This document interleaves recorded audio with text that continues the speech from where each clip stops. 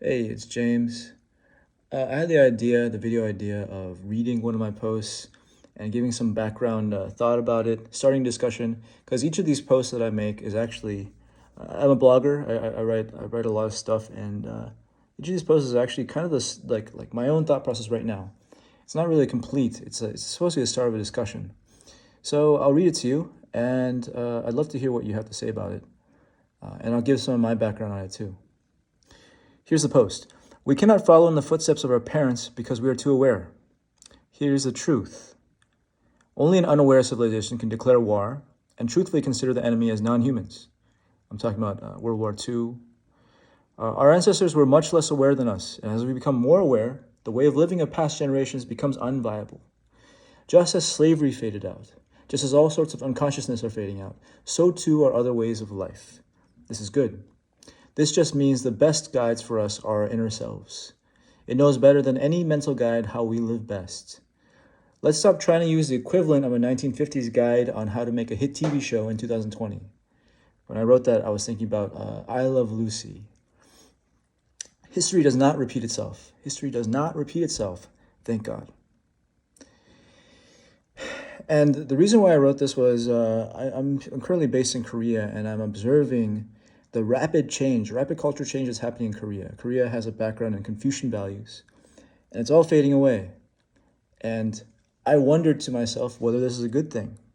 And I realized it is a good thing because Korea's past comes from hardship and lack. That's where it all came from. And as Korea is now much more economically healthy than it was back then. And so naturally the culture should also shift. I'm realizing that about the United States too, and I'm realizing that about the world. People talk about how the world is changing rapidly these days, right? Or the world has been changing rapidly. I mean, it's crazy. The world has been changing so rapidly. Thus, it only is natural that the culture should also shift rapidly. It's just when the culture shifts rapidly and people don't expect it, they tend to demonize it, right? But what I'm writing about here is generally the youngest of a generation. This is what I think. The youngest of a generation can actually see the most clearly. And so the kids of our generation can see everything without the baggage of the past.